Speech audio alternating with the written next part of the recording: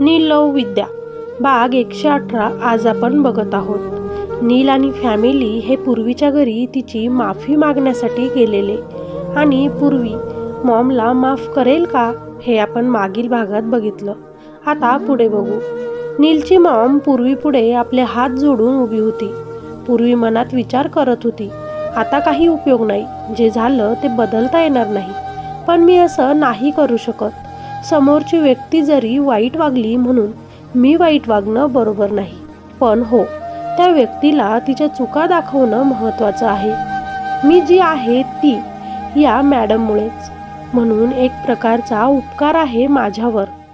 मनात विचार बरेच चालू असतात तिच्या चेहऱ्याकडे नील, विद्या, रुद्र, डॅड आणि दरवाजातून आत येणारे तिचे आई बाबा पूरब हे बघत असतात। सगळ्यांच्या चेहऱ्यावर प्रश्नचिन्ह असतात की आता पूर्वी काय करेल। तोच पूर्वी आपल्या होठांवर एक स्मित हास्य आणत बोलते आणि आपल्या हातांनी मॉमने जोडलेल्या हातांना खाली करत बोलते, तुम्ही माझ्यापेक्षा मोठ्या आहात, तुम्हाला असं हात जोडून उभं राहणं नाही शोभा देत। माझ्या आईवडिलांनी मला मोठ्यांचा आदर करणं शिकवलं आहे, मोठ्यांपुढे झुकलं तर चालतं सांगितलं आहे, पण मोठ्यांनी आपल्या पुढे झुकावं हे आपण होऊ देऊ नये असंही माझे बाबा बोलतात। जे झालंय ते चुकीचं झालंय आणि आता ते बदलता येणार नाही, ना ती वेळ परत येणार आहे, ना ते दिवस, ना माझं प्रेम मला परत मिळेल, नाही आता तो हक्क मी मागू शकेल। म्हणून मी पण आता स्वतःला यातून बाहेर काढण्याचा प्रयत्न करत आहे। मनात राग तर खूप आहे तुमच्याबद्दल, खास करून नीलबद्दल, कारण त्यानं माझा हात तेव्हा सोडला जेव्हा मला त्याची सगळ्यात जास्त गरज होती। म्हणून कुणाला काय बोलणार मी, तुम्हीच सांगा। मी जर त्याला माफ केलं तर तुम्हाला का नको, त्यामुळे तुमच्या मनात काहीच ठेवू नका आता। मी मनापासून तुम्हाला माफ केलं। मॅडम, आयुष्यात फार कमी असे माझ्यासारखे लोक असतात जे तुम्हाला समजून घेतील, तुमची चूक स्वीकारून तुम्हाला माफ करतील, पण असेही काही लोक भेटतात जे पूर्ण आयुष्य आपलं उद्ध्वस्त करून जातात। म्हणून प्लीज केअरफुल, माझ्यासोबत जे केलंय ते इतर कुणासोबतच करू नका। मी तर म्हणेल की कुणासोबत असं घडत असेल आणि तुम्ही ते बघत असाल तर नक्की मध्ये पडा, ते थांबवा। नीलच्या मॉमच्या डोळ्यात पाणी होतं।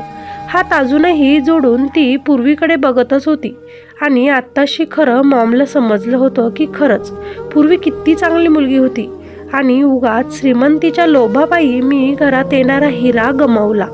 आयुष्यात किती मोठी चूक केली मी की माझ्या मुलाचं प्रेम त्याच्यापासून तोडलं, आणि किती समजदार आहे ही पूर्वी जी मला लगेच माफ करायला पण तयार झाली। किती छान संस्कार आहेत। मॉम आता खाली बघत होती। तोच विद्या उठून मॉमच्या खांद्यावर हात ठेवत म्हणते, आई, इट्स ओके, जे घडणार असतं ते घडतंच। देवाने तर आधीच आपलं आयुष्य लिहून ठेवलेलं असतं, तोच आपल्या करून हे सगळं काही करून घेतो। तुम्ही माफी मागितली, पूर्वीने तुम्हाला माफ केलं, हे सुद्धा देवाने लिहून ठेवलेला एक पार्टच आहे। म्हणून प्लीज असं नाराज नका हो। आपल्याला घडवणारा तो बाप्पाच आहे आणि आपल्याकडून घडवून घेणारा सुद्धा तो बाप्पाच आहे।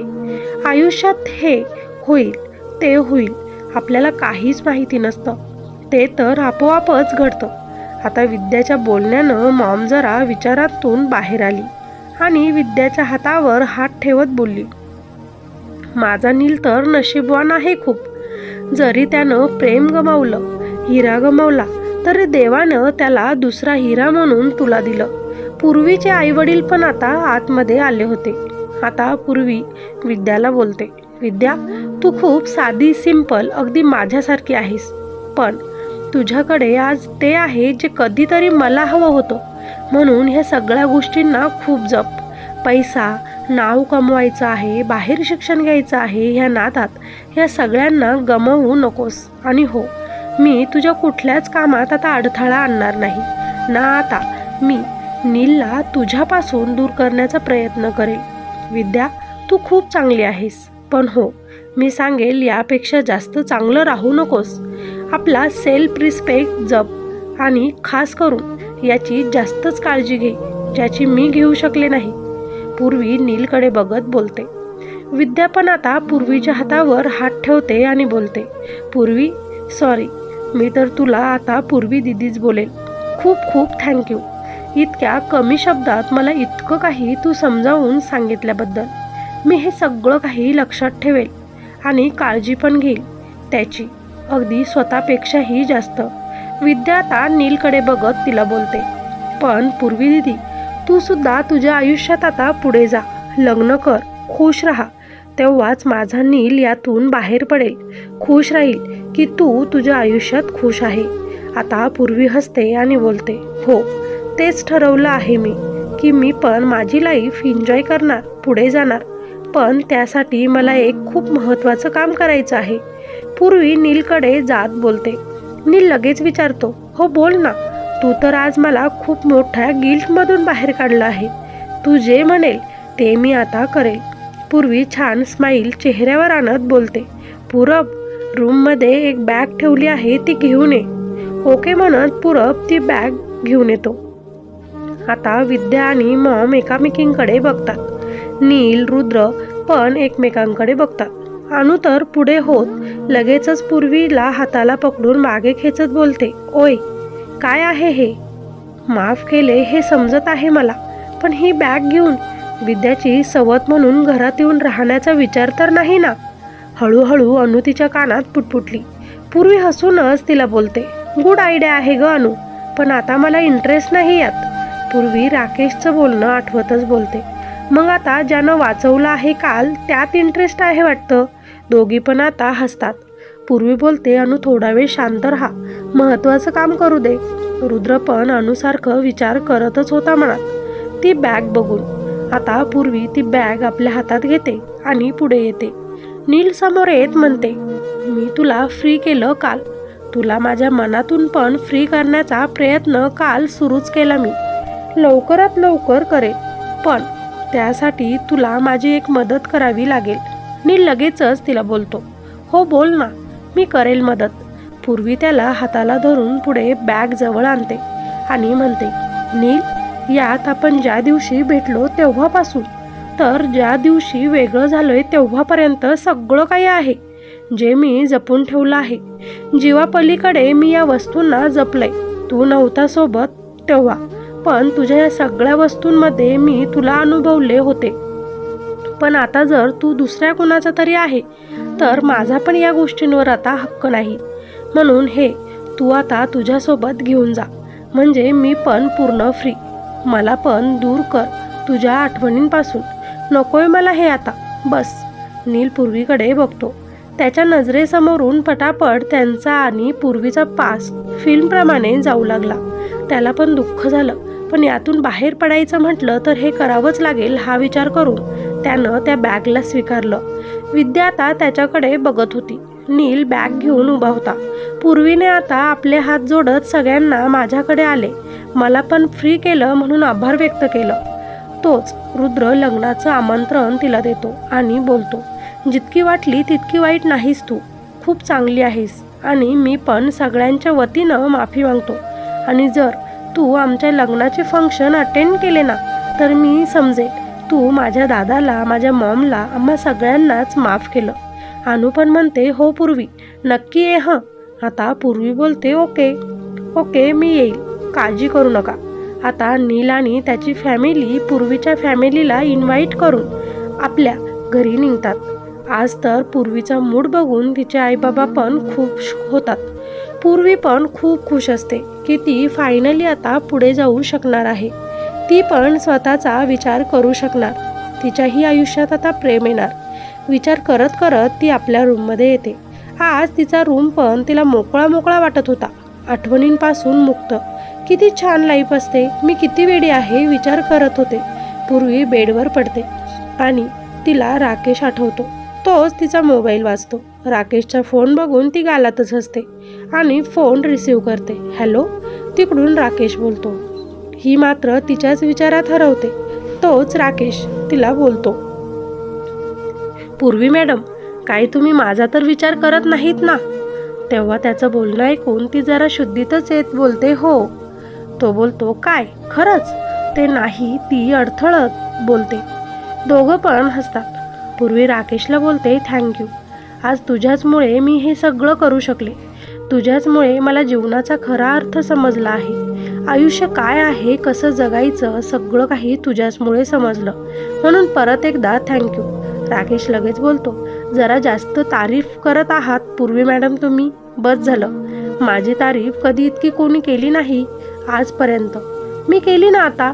आधी मी कुठे होते, आज नंतर मी नक्कीच करेल. पण तारीफ करून चालणार नाही.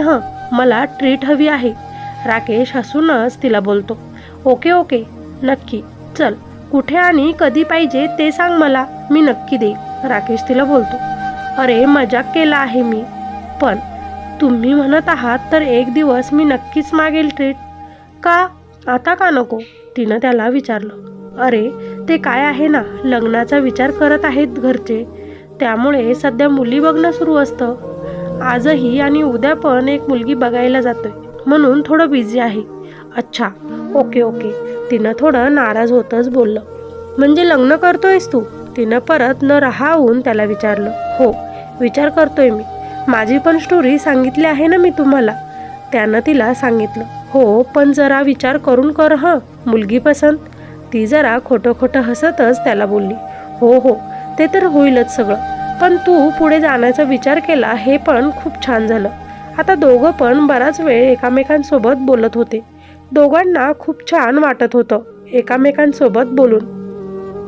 अशाच काही वेळ त्यांच्या गप्पा गोष्टी सुरूच होत्या. इकडे नील, विद्या, त्यांची पूर्ण फॅमिली घरी येतात. सगळ्यांच्या चेहऱ्यावर एक समाधान होतं, खास करून नील आणि त्यांच्या मॉमच्या. नील आल्याबरोबरच घरातील सर्वंटला आवाज देतो आणि आपण हातात आणलेली बॅग ही शोरूममध्ये ठेवून दे असं सांगतो. तो हताश होता, पण त्यालाही ते काहीच परत बघत बसायचं नव्हतं. त्याला जे वाईट वाटलं त्याबद्दल त्यानं माफी मागितली होती आणि आता फक्त त्याला त्याच्या आणि विद्याच्या नात्याला वेळ द्यायचा होता. म्हणून त्या बॅगमध्ये तिनं काय दिलं काय नाही हे जाणून घेणं सुद्धा त्याला महत्त्वाचं वाटलं नाही. आता मात्र विद्या ही खूप रिलॅक्स झाली होती. शेवटी तिला पण जी भीती होती ती दूर झाली होती. मॉम थोडी नाराजच होती, पण आपली चूक आपल्याला समजली म्हणून तीही शांतच होत्या. रुद्र, अनु थोडा वेळ आपल्या रूममध्ये जाणारच असतात. तोच डॅड बोलतात, रुद्र, अनुला घरी सोडू नये.